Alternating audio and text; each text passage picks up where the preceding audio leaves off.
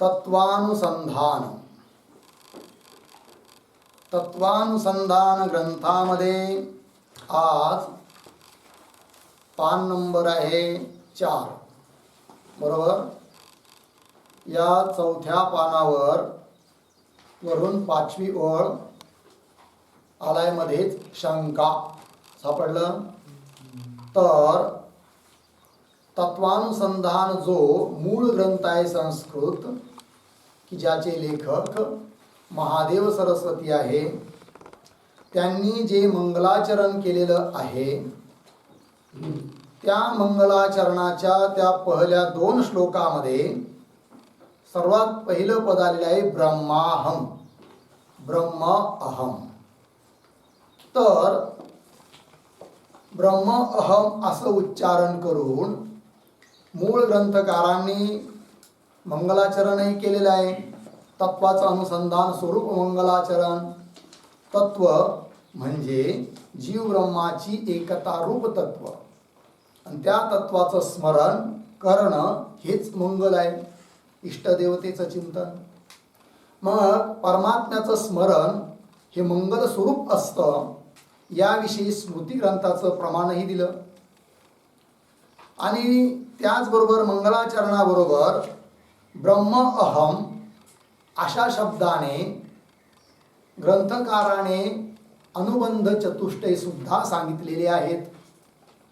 तर कसे अनुबंध चतुष्टय याच्यातून निघतात, सूचित होतात, याचाही विचार काल आपण केला, बरोबर.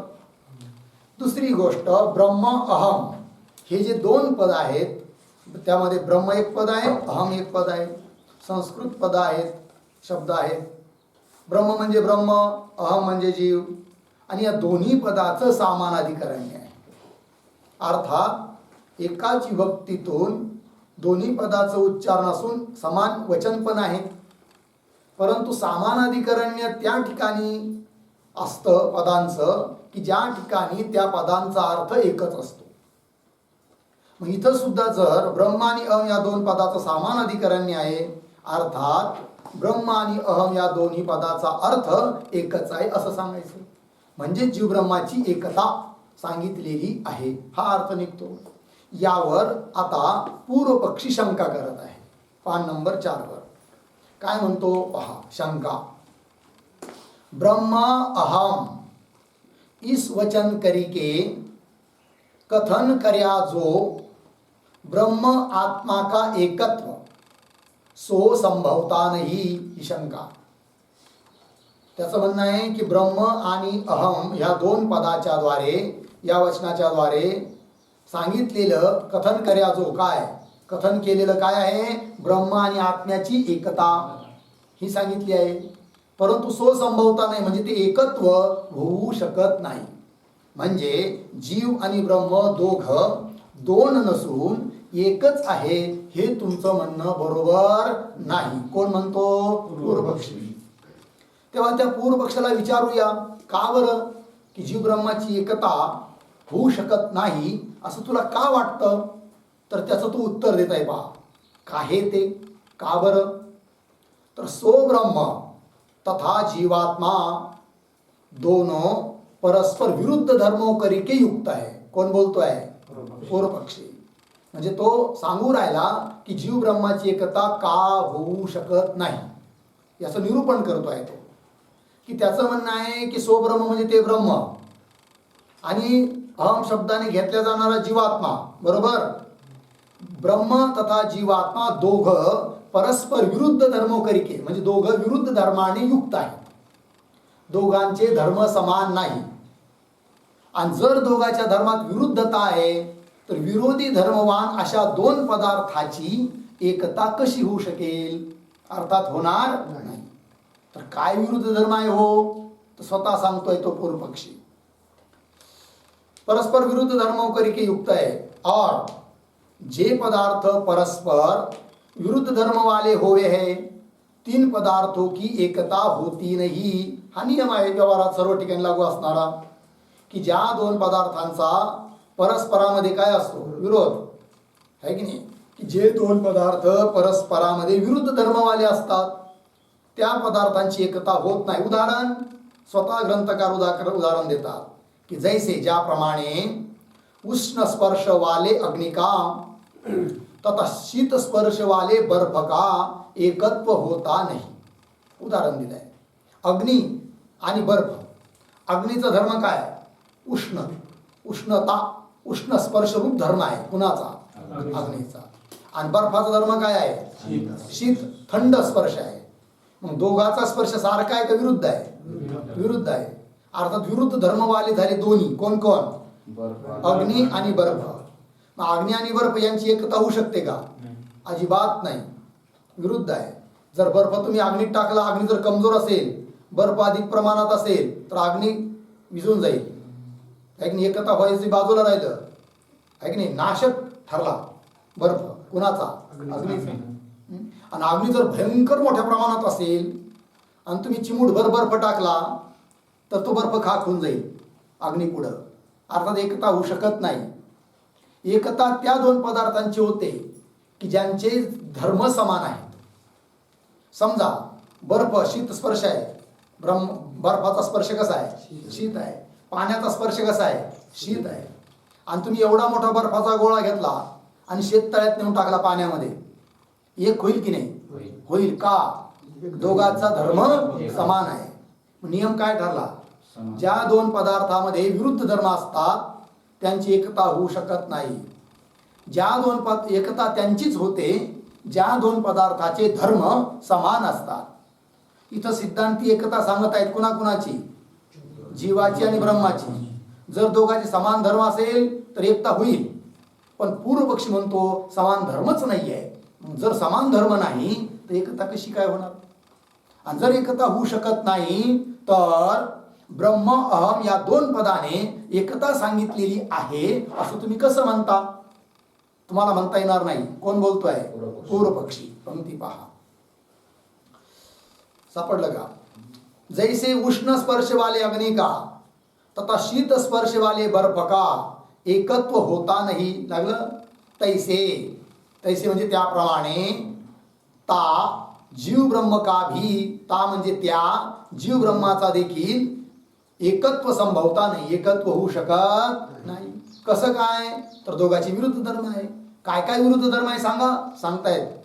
पूर्व पक्षी बोलतोय तहा, ता म्हणजे त्या दोघांमध्ये यह सर्वज्ञ सर्वविद इत्यादी श्रुती स्मृती वचनो करिके, म्हणजे इत्यादी श्रुती आणि स्मृतीच्या वचनावरून काय जाणलं जातं की सो ब्रह्म तो जगत कल्पना का अधिष्ठान रूप तथा सर्वज्ञ रूप जान्या जावे है. जाणल्या जातं ब्रह्म कशा रूपाने? तर सो ब्रह्म म्हणजे ते ब्रह्म, तो म्हणजे तर, जगत कल्पना का अधिष्ठान रूप, ही समस्त जगत कल्पना स्वरूप आहे. आणि या जगत कल्पनेचं अधिष्ठान रूप आहे कोण? ब्रह्म. जसं सर्पाचं अधिष्ठान आहे कोण? रज्जू. तसे जगताचं अधिष्ठान आहे कोण? ब्रह्म. तथा सर्वज्ञ रूप जाणे जावे, तसं ब्रह्म कसं आहे? सर्वज्ञ आहे. हे लक्षात येऊ राहिलं. कशावरून? श्रुती स्मृतीच्या प्रमाणावरून. कोणती श्रुती स्मृती? उदाहरण एक श्रुती दिली इथं, य सर्वज्ञ सर्वविद. जो सर्वविद आहे, यह सर्वविद सर्वज्ञ, जो सर्व जाणतो, सर्वम वेत्ती, सर्व जाणतो, त्याला सर्वज्ञ असं म्हणतात. असा कोण आहे? परमेश्वर, भगवान, ईश्वर अर्थात ब्रह्म. ब्रह्म कसा आहे? सर्वज्ञ आहे. समस्त जगत कल्पनेचं अधिष्ठान आहे. हे झाले ब्रह्माचे धर्म. काय काय धर्म? जगत कल्पनेचं अधिष्ठान एक आणि सर्वज्ञ दोन. बरोबर? उदाहरण म्हणून दोन धर्म सांगितले. आता जीवाचे धर्म कसे आहेत त्याचे विरुद्ध ते सांगतात. और अनिशया शोचती मुह्यमान इत्यादिक श्रुती स्मृती वचनो करिके, म्हणजे इत्यादिक श्रुती स्मृती वचनावरून काय? सो जीव, सो जीवात्मा, सो म्हणजे तो जीवात्मा, ता ब्रह्मते, त्या ब्रह्मापासून विपरीत विरुद्ध धर्मवाला दिसून येत आहे जीवात्मा. कसं? ता ब्रह्मते विपरीत म्हणजे विरुद्ध, धर्मवाला कोण धर्म? अल्पज्ञत्वाधिक धर्मवाला जाण्या जावे है. अल्पज्ञत्व इत्यादी धर्मवाला जाणल्या जातो. म्हणजे जीव अल्पज्ञत्वाधिक धर्मवाला आहे असं श्रुतीच्या वचनावरून आपल्याला कळतं. कारण श्रुती सांगते आहे. काय श्रुती सांगितली इथं? अनिशया शोचती मुह्यमान, आहे की नाही? मुह्यमान अनिशया शोचती. मुह्यमान मोहित झालेला, मोहित होत असलेला कोण? जीव. अनिशया, जीव अनिश आहे आणि ईश्वर ईश आहे. ईश आहे म्हणजे स्वतंत्र आहे आणि अनिश आहे म्हणजे पराधीन आहे. कोण? जीव. तर अनिशया, अनिशयाचा अर्थ आहे पराधीनतया, पराधीन असल्यामुळे. जीव बिचारा पराधीन आहे, स्वातंत्र्य त्याला काहीच नाही आहे. आणि मोहाने युक्त असलेला जीव पराधीनतेमुळे शोचती, शोक करतो. कोण? जीव.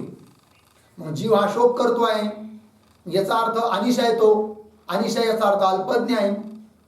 कारण जो सर्वज्ञ असतो तो नियंता आहे, स्वतंत्र असतो. आणि जो अल्पज्ञ आहे तो कसा असतो? अनिश, पराधीन. ठीक है, पंक्ति पा. और अनिशया शोचती मुह्यमान इत्यादिक श्रुती स्मृती वचनों करके, इत्यादी श्रुती स्मृतीच्या वचनावरून सो जीवात्मा, तो जीवात्मा ता ब्रह्मते, त्या ब्रह्मापासून विपरीत धर्मवाला, उदाहरण अल्पज्ञत्वादी धर्मवाला जाण्या जावे है, जाणल्या जातो. आता दोघांचे धर्म विरुद्ध झाले की नाही? आहे की नाही? ब्रह्माचा तर ब्रह्म सर्वज्ञ, जीव अल्पज्ञ. ठीक आहे ना? ब्रह्म सर्व जगत कल्पनेचं अधिष्ठान आहे आणि जीव मोहित होणारा आहे, शोक करणारा आहे. की नाही? अधिष्ठान होण्याची गोष्ट खूपच लांब राहिली. अर्थात विरुद्ध धर्म आहे. थोडक्यात काय? ईश्वर एक, जीव अनेक. ईश्वर सर्वज्ञ, जीव अल्पज्ञ. ईश्वर एक, जीव नाना. ईश्वर स्वतंत्र आहे, जीव पराधीन आहे. अशा पुन्हा जीव, ईश्वर हा कसा आहे? सुख स्वरूप आहे, जीव दुःखाचा अनुभव करतो आहे. एकंदरीत अशा रीतीने ईश्वर आणि जीवामध्ये अनेक विरुद्ध धर्म दिसून येतात. आणि जर दोघांची विरुद्ध धर्म आहे तर दोघांची एकता कशी होणार? कोण म्हणतो आहे? पूर्वपक्षी. पुढे पहा. और आणखीन ही गोष्ट सांगितली. आता जीव ब्रह्माची एकता होऊ शकत नाही. कोण म्हणतो? पूर्वपक्षी. त्याला त्यांनी एक प्रक्रिया मांडली, एक उत्तर दिलं. का म्हणून? काय उत्तर दिलं? दोघाच्या धर्मात विरुद्धता असल्यामुळे जीव ब्रह्माची एकता होऊ शकत नाही. एक युक्ती दिली त्याने. आता दुसरं प्रमाण देतोय तो. कशा करता?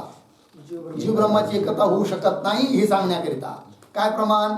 और मैं ब्रह्म नहीं हूं, या प्रकार का प्रत्यक्ष अनुभव सर्व लोगों को होवे है. बरोबर? अनुभवरूप प्रमाण. सर्व लोक, कोणालाही जाऊन विचारा तुम्ही, त्याला म्हणा बरं तुम्ही, अरे तू ब्रह्म आहे बरं का? तो म्हणा, अरे काय बोलतोय रा तू, मी अमुक गावचा पाटील आहे, ब्रह्म बिर्म काही नाही आहे. हा, ब्रह्म नाही मी, असं म्हणतो. मी ब्रह्म नाही. अनुभव आहे की सर्वांना? जर जीव आणि ब्रह्माचा अभेद असता तर प्रत्येकाला अनुभव आला असता. काय? मी ब्रह्म आहे. पण असा अनुभव येतो का? नाही. उलटा अनुभव येतो. काय? मी ब्रह्म नाही. याच्यावरून, या अनुभवरूप प्रमाणावरून देखील सिद्ध होतं काय? की जीव आणि ब्रह्म एक होऊ शकत नाही. कोण म्हणतो? पूर्वपक्षी. और मैं ब्रह्म नहीं हूं, या प्रकार का प्रत्यक्ष अनुभव सर्व लोगों को होवे, सो अनुभव भी जीव ब्रह्म के भेद को ही सिद्ध करे है. तो अनुभव देखील काय सिद्ध करतो? जीव ब्रह्माच्या भेदालाच सिद्ध करतो, अभेदाला नाही. याते म्हणजे म्हणून, ब्रह्म अहम इस वचन करी के कथन करी, है की नाही? ब्रह्म अहम या वचनाने, या शब्दाने कथन केलेली काय? जीव ब्रह्म की एकता, जीव ब्रह्माची एकता संभवती नाही. म्हणजे जीव ब्रह्माची एकता होऊ शकत नाही. कोण म्हणतो? पूर्वपक्षी. ठीक है ना? ऐसी वादी की शंका के लिए गए आहे. आता इथपर्यंत झाला शंका ग्रंथ. आता उत्तर द्यायचं इथून पुढं. ठीक आहे. तर उत्तर देण्याच्या अगोदर आत्ता एक वाक्य गेलं इथं, मैं ब्रह्म नहीं हूं या प्रकार का प्रत्यक्ष अनुभव सर्व लोगों को होवे है. सापडलं का? त्याच्या खाली अधोरेखा करा, अंडरलाईन त्या वाक्याखाली. मैं ब्रह्म नहीं हूं या प्रकार का प्रत्यक्ष अनुभव सर्व लोगों को होवे है. झालं? नवीन ग्रंथ आहे आमच्याजवळ, ते सापडलं नाही त्याच्यात. नवीन ग्रंथ आहे.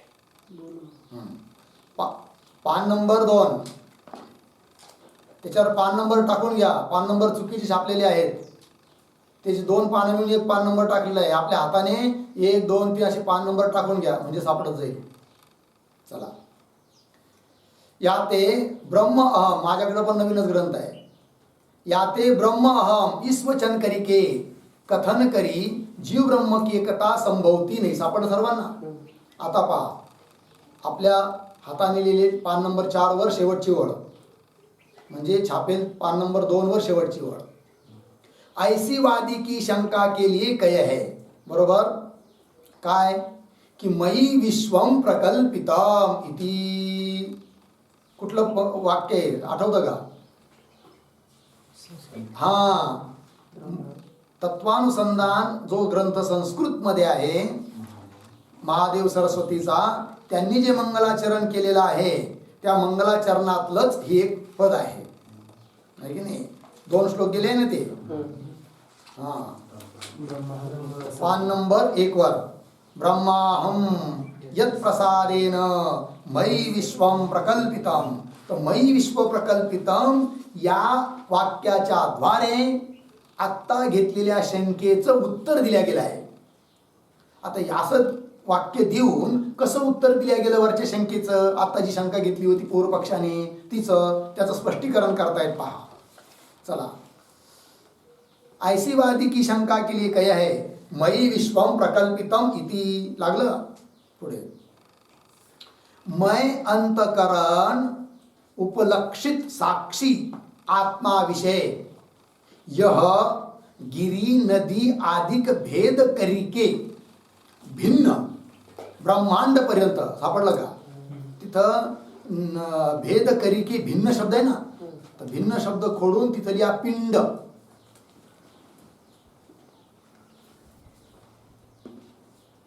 पिंड. आता पहा, तो मयि विश्वम प्रकल्पित हे मूळ वाक्य आहे. तर मयि हे संस्कृत शब्द आहे.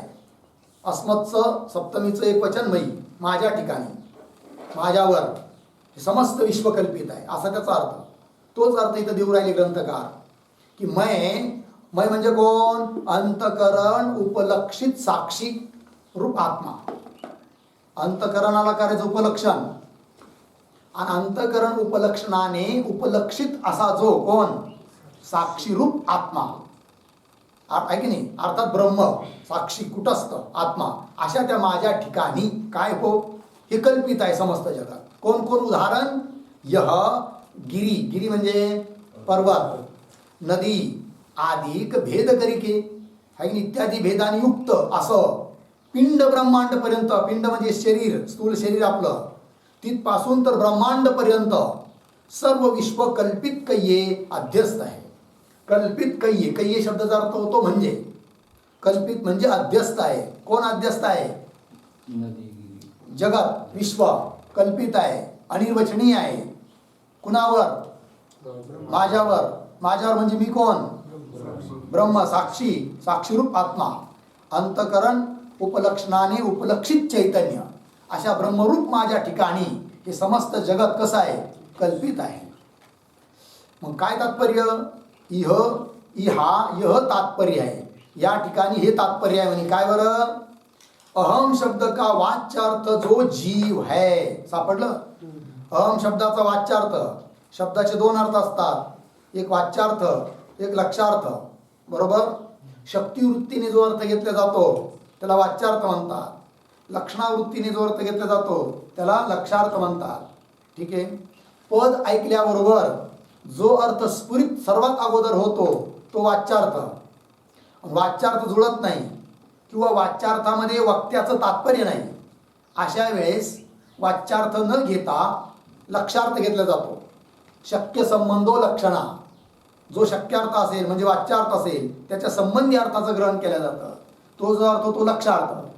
तर अहम शब्दाचा अर्थ होतो जीव, म्हणजे अंतःकरण, अधिष्ठान चैतन्य आणि अधिष्ठान चैतन्याचं अंतःकरणात पडलेलं प्रतिबिंब, तिघं मिळून जो जीव तो झाला अहम शब्दाचा वाच्यार्थ. आणि अहम शब्दाचा लक्षार्थ काय मग? तर त्या तिघापैकी केवळ कुटस्थ चैतन्य घेणं, अंतःकरण आणि अंतःकरणात पडलेलं प्रतिबिंब याचा त्याग, भागत्याग लक्षणेने, आणि केवळ कुटस्थरूप चैतन्याचं ग्रहण करणे, तो झाला अहम या पदाचा, जीव या पदाचा लक्षार्थ. ठीक, पंक्ति पहा.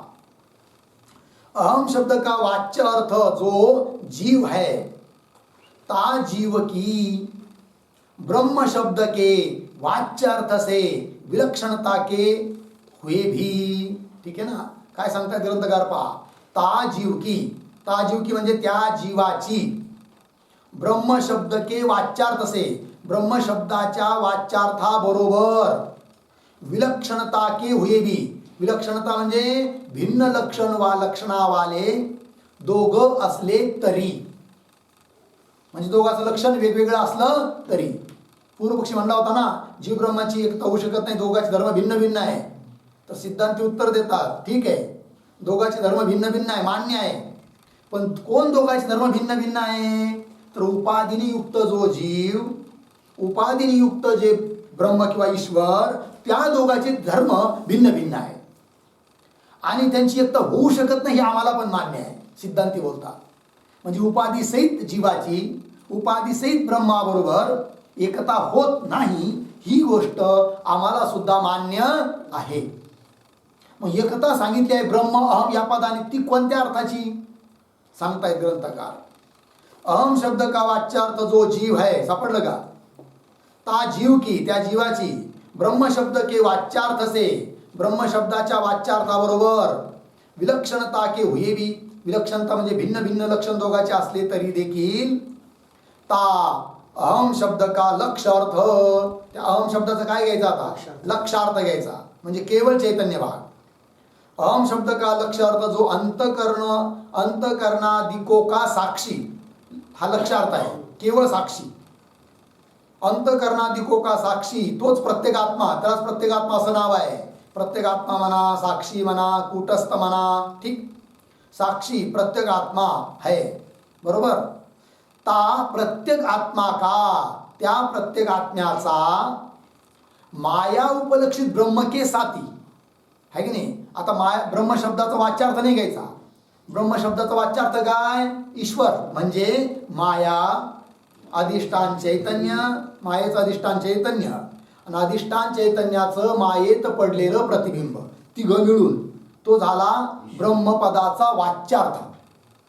तो नाही घ्यायचा, त्याच्यातला फक्त अधिष्ठानभूत चैतन्य भाग घ्यायचा. मायान मायेत पडलेलं प्रतिबिंब याचा त्याग करायचा, उपाधीचा. मग असा असणारा जे लक्षार्थ चेतन भाग त्याचा, आणि इकडं प्रत्येगात्मा साक्षी, या दोघाचा मात्र काय आहे? अभेद आहे. आणि त्या दोघाचाच अभेद सांगितला आहे ब्रह्म अहम या पदाने. आणि त्या दोघांचे मात्र विरुद्ध धर्म देखील नाही. विरुद्ध धर्म कोणा दोघांचे आहेत? उपाधीसहित जीवाचा आणि उपाधीसहित ईश्वर, त्या दोघांचे विरुद्ध धर्म आहे. आणि म्हणून त्यांच्यात एकता होत पण नाही, आणि त्यांची एकता वेदांतात सांगितली पण नाही. मग एकता सांगितली ती कुणात? की अहम जीव पदाचा जो लक्षार्थ साक्षी, ब्रह्मपदाचा लक्षार्थ जो केवळ चैतन्य, त्या दोघांची एकता आहे, उपाधिरहित चैतन्याची एकता आहे. आणि त्यांची विरुद्ध धर्म पण नाहीये, म्हणून एकता होण्याला हरकत पण नाही, असा अर्थ. ता प्रत्येक आत्मा का, त्या प्रत्येक आत्म्याचा आणि माया उपलक्षित ब्रह्म के साथी, ब्रह्माबरोबर नाम मात्र ती भेद आहे, केवळ नावाने भेद आहे. कुणाचा? ब्रह्माचा, म्हणजे ब्रह्मपदाचा लक्षार्थ शुद्ध ब्रह्म आहे की नाही. तर आपण उपाधिसहित जे चैतन्य, तत्पदाचा अर्थ त्याला ईश्वर म्हणत जाऊ, आणि केवळ लक्षार्थ ते झालं ब्रह्म. ब्रह्म आणि प्रत्येक आत्मा यांचा फक्त भेद आहे, तो कशाने? नावाने भेद आहे, वस्तुता भेद नाही, असा अर्थ. नाम मात्र ही भेद है, वास्तव ते तीन दोनों लक्ष्य अर्थ का अभेद ही है. वास्तवते म्हणजे वस्तुतः पाहिलं तर तीन दोनो त्या दोन्ही लक्ष्यार्थाचा, त्या दोन्ही लक्ष्यार्थाचा म्हणजे कुणाकुणाचा, ब्रह्माचा आणि साक्षीचा काय आहे, अभेदच आहे, अभेदही आहे. याते म्हणजे म्हणून जैसे ब्रह्मविषय जगत कल्पना का अधिष्ठानपणा है, ब्रह्माच्या ठिकाणी, ब्रह्मविषय म्हणजे ब्रह्माच्या ठिकाणी काय आहे, जगत कल्पनेचा अधिष्ठानपणा. कल्पित कोण, जगत, आणि जगताची कल्पना कुठं झाली, ब्रह्माच्या ठिकाणी. म्हणजे जगत कल्पनेचं अधिष्ठान कोण आहे, ब्रह्म. जसं सर्पाची कल्पना, तर सर्प कल्पनेचं अधिष्ठान कोण, रज्जू. त्याप्रमाणे जगत कल्पनेचं अधिष्ठान कोण, ब्रह्म. जसं जगत कल्पनेचं अधिष्ठान ब्रह्म म्हटलं जातं, तसंच जगत कल्पनेचं अधिष्ठान प्रत्येक आत्मा आहे असं देखील आता म्हणायला हरकत नाही. का की ब्रह्म आणि प्रत्येक आत्मा या दोघांचा काय आहे, अभेद आहे.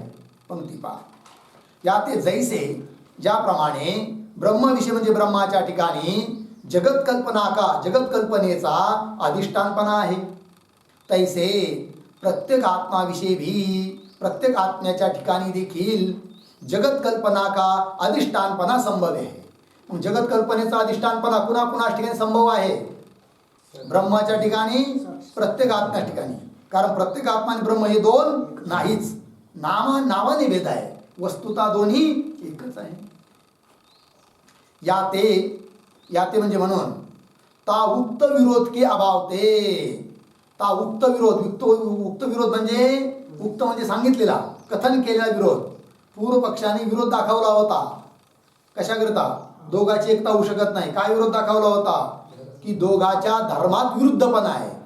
पण आता तसा काही विरोध येत नाही, कारण धर्मात विरुद्धपणा आहे ते उपाधीला घेऊ नये, आणि उपाधीचा त्याग केला, निरुपाधिक चैतन्यामध्ये कुठलाच विरोध नाही, म्हणून आता विरोध येत नाही. पहा, याते ता उक्त विरोध के अभाव, ते वर सांगितलेल्या विरोधाचा अभाव असल्यामुळे, म्हणजे विरोध नसल्यामुळे, तीन दोनों लक्ष्यार्थों की, त्या दोन्ही पदाच्या लक्ष्यार्थाची एकता संभव है. एकता होण्याला काही अडचण नाही.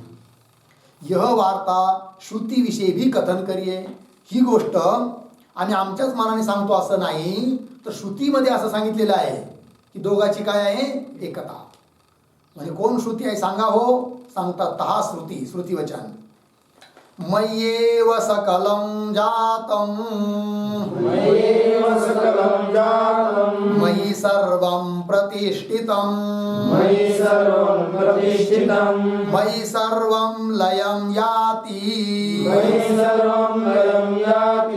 तद्ब्रह्माद्वयमस्म्यहम्. मय्येव सकलं जातं, मयि सर्वं प्रतिष्ठितं, मयि सर्वं लयं याति, तद्ब्रह्माद्वयमस्म्यहम्. मयि पदच्छेद, मयि एव सकलं जातं, मयि सर्वं प्रतिष्ठितं, मयि सर्वं लयं याति, तद्ब्रह्म अद्वयम् अस्मि अहम्. पदच्छेद झाला. आता अन्वय. सकलं मयि एव जातं, सकलं मयि एव जातं, अर्धविराम, मयि सर्वं प्रतिष्ठितं. पुढे मयि सर्वं लयं याति, तद्ब्रह्म अद्वयम् अहम् अस्मि, तद्ब्रह्म अद्वयम् अहम् अस्मि. झालं. अर्थ पहा. सकलम, सकलमचा अर्थ आहे समस्त जगत. मयि एव जातं, माझ्या ठिकाणीच उत्पन्न झालेलं आहे. चैतन्य स्वरूप असणारा जो मी, त्या माझ्या ठिकाणीच हे समस्त जगत काय झालं आहे, उत्पन्न झालेलं आहे. आणि म्हणून मयि सर्वं प्रतिष्ठितं, प्रतिष्ठित आहे मतलब स्थित आहे. माझ्या ठिकाणीच हे सर्व जगत स्थित आहे. माझ्या ठिकाणी उत्पन्न झालं, माझ्या ठिकाणी स्थित आहे. एवढंच नाही तर मयि सर्वं लयं याति, माझ्या ठिकाणीच हे सर्व जगताचा काय होतो, लय होतो. आणि ज्याच्या ठिकाणी लय होतो तद्ब्रह्म, तेच ब्रह्म पण ते ब्रह्म माझ्याहून वेगळं आहे असं मात्र नाही. तत् ब्रह्म अद्वयम, अद्वय स्वरूप असणारं ते ब्रह्म अहम अस्मी, मीच आहे. कळला अर्थ? कसं उदाहरणाने समजू की ज्याप्रमाणे जसं म्हटलं आहे की नाही इथं सकलम मयी एव जातं, माझ्याच ठिकाणी सर्व उत्पन्न झालं आहे. जसं दोरीने बोलावं, माझ्या ठिकाणी सर्प उत्पन्न झाला आहे, माझ्या ठिकाणी स्थिर आहे, स्थित आहे. एवढंच नाही, दोरीचं ज्ञान झाल्यानंतर, दोरी आहे असं कळाल्यानंतर त्या सर्पाचा लय सुद्धा कुठं होतो? दोरीच्याच ठिकाणी होतो. सर्पाची उत्पत्ती दोरीच्या ठिकाणी, सर्पाची स्थिती दोरीच्याच ठिकाणी, आणि शेवटी सर्पाचा लय सुद्धा दोरीच्याच ठिकाणी आहे की नाही. स्थिती सुद्धा दोरीच्याच ठिकाणी आहे. त्या दोरीला सोडून सर्प कुठंच जाऊ शकत नाही, कारण कल्पित वस्तू अधिष्ठानाहून व्यतिरिक्त नसते, अतिरिक्त सत्ता त्याची राहू शकत नाही, आहे की नाही. त्याप्रमाणे समस्त जगत उत्पन्न झालं आहे कुठं? माझ्या ठिकाणी उत्पन्न झालं आहे, माझ्या ठिकाणी स्थिर आहे. आणि जेव्हा माझ्या स्वरूपाचं यथार्थ ज्याला ज्ञान होईल तेव्हा या समस्त जगताचा लय सुद्धा माझ्याच ठिकाणी होईल, कारण हे जगत कल्पित आहे. आणि कल्पित जगताचं मी कोण आहे? अधिष्ठान, असं सांगितलं आहे. असं असणारं जे ब्रह्म की समस्त जगताचं अधिष्ठान आहे, ते ब्रह्म दुसरं तिसरं कोण नसून मीच आहे, माझं स्वरूप आहे. तर ब्रह्म अद्वयम अहम अस्मी. ठीक आहे, हा श्लोकाचा अर्थ झाला. ग्रंथकार सुद्धा अर्थ देऊ राहिले, पहा. अर्थ यह सर्व जगत मैं प्रत्येक आत्मा विषयी उत्पन्न होवे है. पहिल्या पदाचा अर्थ सकलम, हे सर्व जगत मैं प्रत्येगात्मा, मयी, मयी म्हणजे मी असा जो प्रत्येगात्मा त्या माझ्या ठिकाणीच उत्पन्न झालाय. कोण? हे जगत. ज्याप्रमाणे स्वप्न पदार्थ उत्पन्न होतात कुठं? आपल्या ठिकाणीच उत्पन्न होतात, साक्षीच्या ठिकाणी, चैतन्याच्या ठिकाणी, त्याच्यातच स्थित राहतात. आणि जेव्हा जागृतीत येतो आपण तेव्हा लय होऊन जातो स्वप्न पदार्थाचा. आणि तो कुठं लय होतो? मग साक्षीच्याच ठिकाणी लय होतो. कळलं की नाही? त्याप्रमाणे समस्त जगत सुद्धा स्वप्नमय आहे, स्वप्नच आहे. स्वप्नात या जगतात काहीच फरक नाही आहे. फक्त अनंत काळाचे, अनंत जन्माचे संस्कार असल्यामुळे आपल्याला हे जगत सत्य वाटत असतं, परंतु हे सत्य नाही आहे, बिलकुल मिथ्या आहे, कल्पित आहे, स्वप्नाप्रमाणे आहे. आणि म्हणून वारंवार हाच विचार केला पाहिजे मनुष्याने. काय विचार केला पाहिजे? की हे जगत कल्पित आहे. जगत कल्पित आहे, स्वतःचा देह सत्य आहे असं मात्र नाही. अगोदर सुरुवात आपल्या देहापासून करायची. नाही तर जगात साऱ्याला कल्पित करायचं, सारा माल येऊ द्या मग आमच्या खिशात, असं नाही जमायचं. हे जगत नाही, जगताच्या अंतर्गत देह पण आहे. हे देहाधिक पदार्थ पंचमहाभूताचे आहेत, कल्पित आहे, अनिर्वचनीय आहेत, असं वारंवार चिंतन केलं पाहिजे. आणि जसं जागृतीत आल्यानंतर आपल्याला स्वप्न पदार्थाविषयी काय वाटतं? मिथ्या वाटतो की नाही?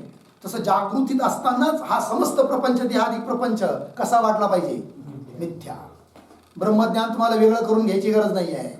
जगताविषयी एकदम पूर्ण कल्पित तत्वाचा, मिथ्यापणाचा निश्चय झाला की ब्रह्म तुमचा आहे तर रेडी, ऑलरेडी तयारच आहे. अहम ब्रह्मास्मी. बोध करायला कोणी जायची गरज नाही आहे. ठीक आहे जी? हा विचार केला पाहिजे माणसाने. जगताचा विचार नाही करायचा.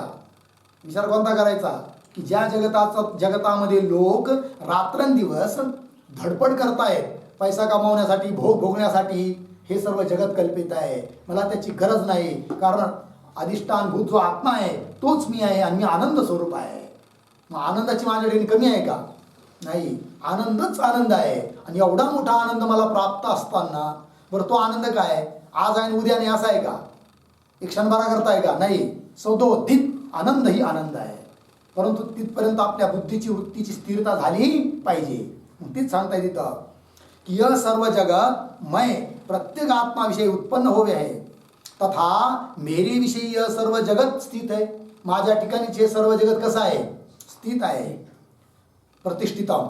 तथा मेरे विषयी यह सर्व जगत लय भाव को प्राप्त होवे आहे. अधिष्ठान स्वरूपाचं ज्ञान झालं असता या सर्व जगताचा लय होतो कुठं? माझ्याच ठिकाणी. याते म्हणून ब्रह्म की न्यायी, म्हणजे ब्रह्माप्रमाणे सर्व जगत कल्पना का अधिष्ठान होणे ते समस्त जगत कल्पनेचा अधिष्ठान असल्यामुळे होणे ते मै प्रत्येक आत्मा अद्वितीय ब्रह्मरूपही हूँ. मी असा जो प्रत्येक आत्मा आहे तो अद्वितीय ब्रह्मस्वरूपच आहे, अद्वितीय ब्रह्माहून वेगळा नाही. इथे यश्रुती अंतकर्ण उपलक्षित प्रत्येक साक्षी आत्माविषय, अंतकरणाने उपलक्षित हे शब्द नेहमी ध्यानात ठेवायचे. उपलक्षण आणि उपलक्षित काल सांगितलं होतं ना, उपलक्षण आणि उपलक्षित. ठीक आहे ना जी. तर जे उपलक्षण असतं ते कदाचित असतं, व्यावर्तक असतं आणि इतरांचा बोध करून देत असतं. जसं देवदत्ताचं घर कोणतं असं विचारलं तर उत्तर दिलं काकवत देवदत्तस्य गृहम. हे बघा त्या घरावर कावळा बसलाय ना, ते देवदत्ताचं घर आहे. आता कावळा त्या घराचं काय आहे? उपलक्षण. कावळा कायम नसतो, थोडा वेळ बसलेला आहे, कदाचित आहे, पण व्यावर्तक आहे. इतर घरापासून त्या घराला वेगळं करून दाखवलं आणि त्या घराशी त्याचा काही संबंध पण नाही कावळ्याचा, त्याला म्हणतात उपलक्षण. पण त्याने ज्ञान करून दिलं कुणाचं? देवदत्ताच्या घराचं. तसं इथं अंतकरण आहे उपलक्षण आणि अंतकरणाने उपलक्षणाने, जसं तिथं कावळा उपलक्षण आणि घर उपलक्षित उपलक्षित, तसं इथं अंतकरण उपलक्षण आणि अंतकरण या उपलक्षणाने उपलक्षित कोण? ब्रह्मचैतन्य, साक्षी चैतन्य. पंक्ती पहा. यश्रुती अंतकरण उपलक्षित प्रत्येक साक्षी, प्रत्येक आत्मा साक्षी आत्माविषय सर्व जगत की कल्पना को दिखाई के, समस्त जगत कल्पना झालेली आहे प्रत्येक रूप आत्म्याच्या ठिकाणी. दिखाई के दाखवून ता प्रत्येक आत्मा का, त्या प्रत्येक आत्म्याचा ब्रह्म के साथी, ब्रह्माबरोबर अभेद कोई बोधन करे आहे, अभेदाचंच प्रतिपादन करत आहे. कोण? ही श्रुती. लक्षात आलं? चला. याते म्हणून ब्रह्महम इस वचन करिके, ब्रह्महम या वचनाच्या द्वारे जो ग्रंथकारने जीवात्मा ब्रह्म का अभेद कथन करे आहे. सापडलं का?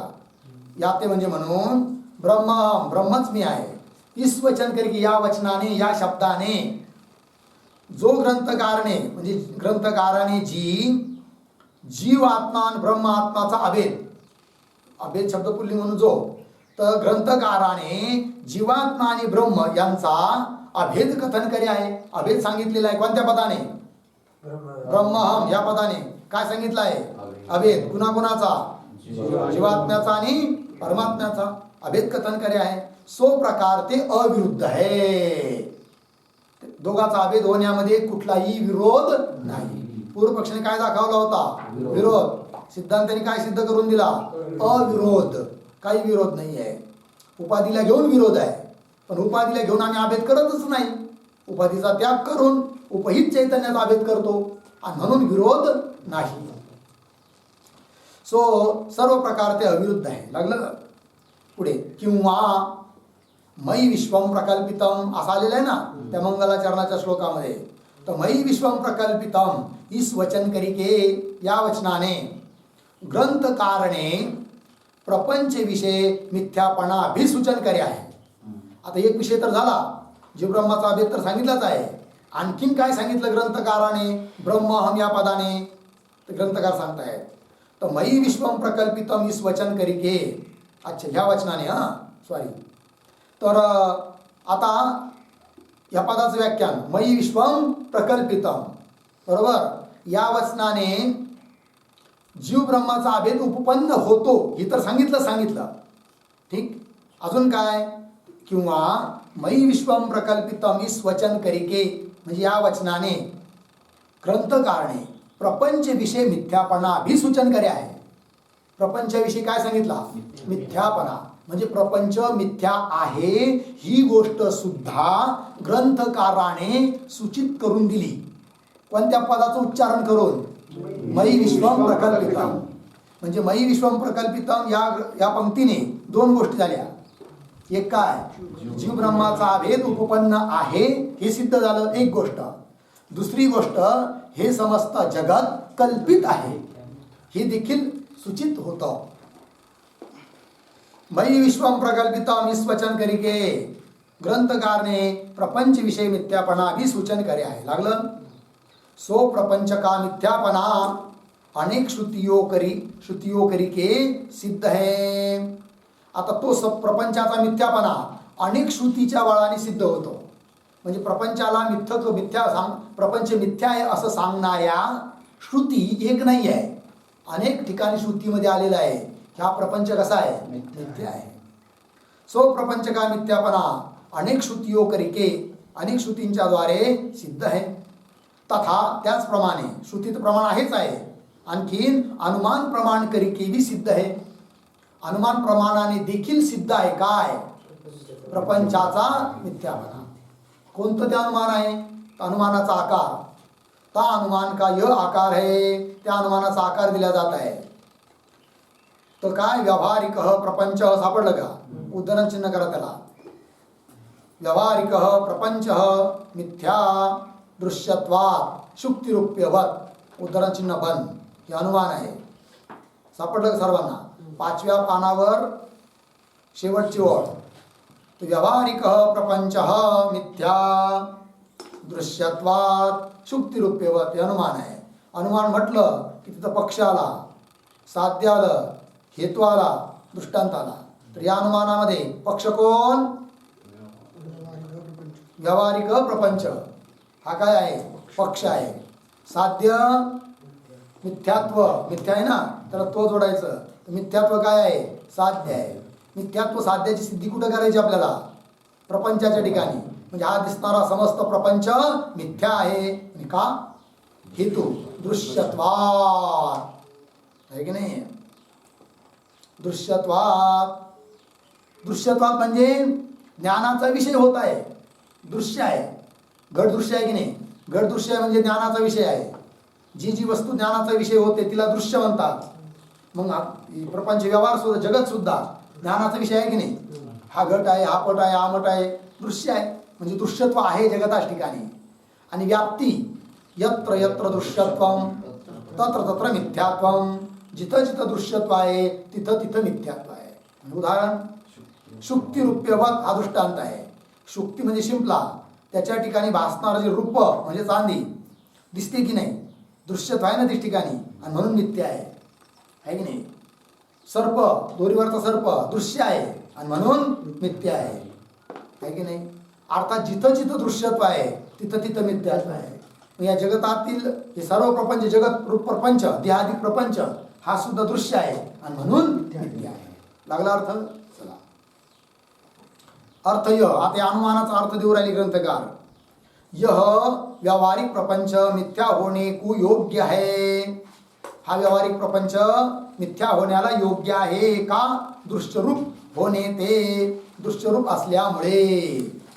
ठीक आहे. व्याप्ती सांगू राहिले, जो जो पदार्थ दृश्य होवे है सो सो पदार्थ मिथ्याही होवे है. हा नियम व्याप्ती. जो जो पदार्थ दृश्य असतो म्हणजे दिसतो, ज्ञानाचा विषय बनतो, तो तो पदार्थ काय आहे, मिथ्या आहे. कळलं. जो जो पदार्थ दृश्य होवे है सो सो पदार्थ मिथ्याही होवे है. लागला अर्थ. उदाहरण जैसे शुक्ती विषय, शुक्ती म्हणजे शिंपलं, विषय म्हणजे सप्तमी, शिंपल्याच्या ठिकाणी शुक्ती विषय प्रतीत हुआ रुप्य. शुक्तीच्या ठिकाणी रुपयाची प्रतीत होते की नाही, चांदीची, रुप्य. दृश्य होणे ते मिथ्याही आहे. दृश्य असल्यामुळे काय आहे, मिथ्या आहे. सर्प दृश्य आहे की नाही, म्हणून मिथ्या आहे. स्वप्न पदार्थ दृश्य आहे की नाही, आहे, म्हणून मिथ्या आहे. जिथं जिथं दृश्यत्व तिथं तिथं मिथ्यात्व हा नियम बनला. या जगताच्या ठिकाणी सुद्धा काय आहे, दृश्यत्व आहे आणि म्हणून हे जगत सुद्धा कसं आहे, मिथ्या.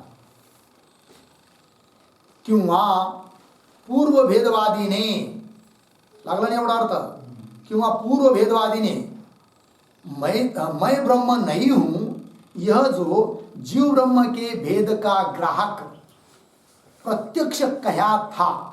सापडला अर्थ. बघा आता आता ध्यान द्या. तर पूर्व पक्षाने शंका केली होती. काय शंका केली होती, की जीव ब्रह्माचा अभेद होऊ शकत नाही. त्याकरिता त्याने दोन गोष्टी सांगितल्या. एक, विरुद्ध धर्म आहे म्हणून अभेद होऊ शकत नाही. तर त्या मुद्द्याचं खंडन आतापर्यंत केलं, बरोबर. आणि त्याने मग आता दुसरा मुद्दा दिला होता की तुम्ही अधोरेखा केलं होतं बघा, आहे की नाही, अनुभवरूप प्रमाण दिलं होतं. त्याने काय दिलं होतं, की मैं ब्रह्म नाही हूं असा सर्व लोकांना अनुभव आहे आणि म्हणून जीव ब्रह्माचा अभेद होऊ शकत नाही असं म्हणणं होतं ना, त्याचं खंडन करतात तिथून पुढं. लक्ष देऊ राहिलं. किंवा पूर्व भेदवादीने, भेदवादी म्हणजे पूर्व पक्षी, भेद मानणारा की ज्याने शंका केली होती, पूर्व भेदवादी ने मैं ब्रह्म नहीं हूं, यह जो जीव ब्रह्म के भेद का ग्राहक, जीव ब्रह्माच्या भेदाला विषय करणारा काय प्रत्यक्ष कया था, म्हणजे प्रत्यक्ष रूप अनुभव सांगितलेला होता. तावादी से यह पूछा चाहिए, आहे की नाही. असं बोलणारा जो वादी आहे म्हणजे पूर्व पक्षी आहे, त्याला प्रश्न विचारायला पाहिजे. कोण म्हणतात? सिद्धांती.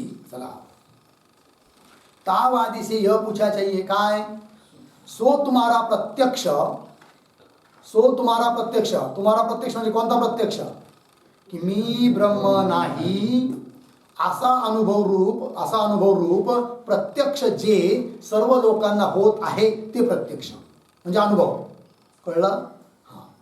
तर सो तुम्हारा प्रत्यक्ष अंतकरण विशिष्ट आत्मा विषय ब्रह्म के भेद को ग्रहण करे हैं, पहला विकल्प.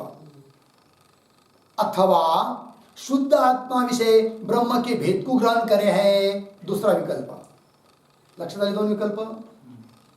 पहिला विकल्प काय, तर त्याला विचारायचं, हे पूर्वपक्षी बाळा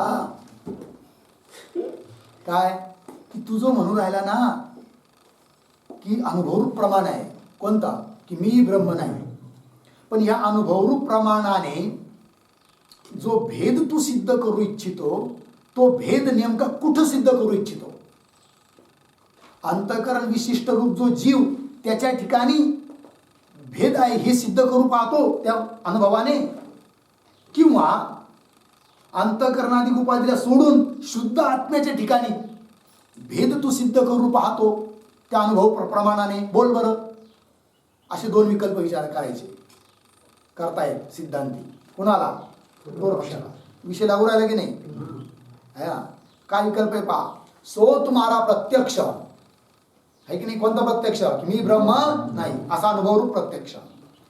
अंतकरणादी विशिष्ट आत्माविषयी, अंतकरणाने विशिष्ट आत्म्याच्या ठिकाणी म्हणजे उपाधीने युक्त आत्म्याच्या ठिकाणी, जीवात्म्याच्या ठिकाणी ब्रह्म के भेद को ग्रहण करे, तो तुझा ब्रह्माच्या भेदाला ग्रहण. पहिला प्रश्न. अथवा शुद्ध आत्माविषयी म्हणजे अंतकरणाधिक उपाधीला सोडून शुद्ध साक्षीरूप आत्म्याच्या ठिकाणी ब्रह्माचा भेद आहे असं सांगत आहे का तुझा अनुभव.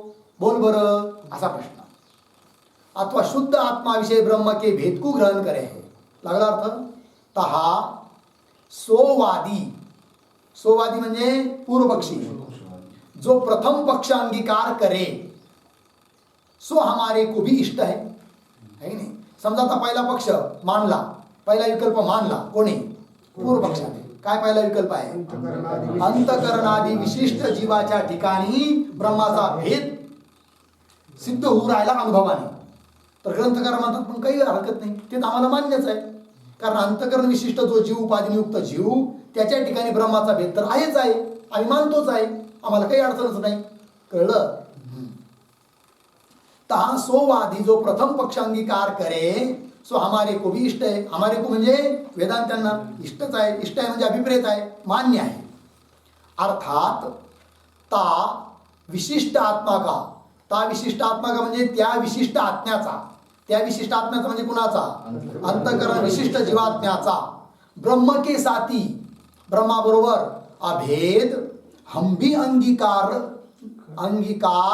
करते नहीं. सापडलं की आम्ही सुद्धा अभेदाचा अंगीकार करत नाही. कोणाचा, कोणाबरोबर, उपाधिनियुक्त जीवाचा उपाधिनियुक्त ब्रह्माबरोबर अभेद आहे असा अंगीकार आम्ही सुद्धा करत नाही. कोण म्हणतात, सिद्धांती. गोळी वाचण्याचा अभ्यास करा बरं का, नाही तर गडबड होणार. ब्रह्म के साथी अभेद हम भी अंगीकार करते नाही असं आहे की नाही. जर तुम्ही म्हटले अंगीकार करते नाही सरावाने होऊन जाईल तुम्हाला ते. ठीक आहे. हाँ, तो अंगीकार करते नहीं और सोवादी जो दुसरा पक्ष अंगीकार करेल. आता समजा त्या पूर्व पक्षाने दुसरा पक्ष मानायला सुरुवात केली. दुसरा पक्ष म्हणजे कोणता? शुद्ध आत्म्याच्या ठिकाणी काय ब्रह्माचा भेद आहे असं या अनुभवाने सिद्ध होतं. असं जर तो म्हणेल कोण? पूर्व पक्षी, तर त्याचं म्हणणं ठीक नाही. लक्षात आलं ना? बघा आता, और सोवादी जो दूसरा पक्ष अंगीकार करे सो संभवता नहीं, संभव नाही आहे. काहे ते का बरं? फार सुंदर उत्तर दिले बरं का. एक एक गोष्ट चिंतनीय आहे. खूप सुंदर ग्रंथ आहे, पण याचा घरी जाऊन अभ्यास केला पाहिजे. तर आहे की नाही? हां, असं समजू नका की हिंदी ग्रंथ आहे म्हणून काही विशेष नाही आहे, असं काही नाही आहे. खूप एक एक पॉईंट महत्त्वाचा दिला आहे तुम्हाला याच्यामध्ये. काय ते बुद्धीला चालना देणार आहे. पुन्हा इतका सरळ बी नाही आहे, पण अवघड बी नाही आहे चिंतन केलं तर. हां, आता दुसऱ्या विकल्पाचं खंडन करायचं आहे. दुसरा विकल्प जर तो मान्य करील तर कोणता विकल्प? शुद्ध आत्म्याच्या ठिकाणी ब्रह्माचा भेद आहे ही गोष्ट सिद्ध होते अनुभव प्रमाणाने. कोणता अनुभव? मी ब्रह्म नाही ह्या अनुभवाने. असं जर तो म्हणेल तर त्याचं खंडन घ्यायचं का? वेळ झाला ना? ओम पूर्णमदः पूर्णमिदं पूर्णात् पूर्णमुदच्यते पूर्णस्य पूर्णमादाय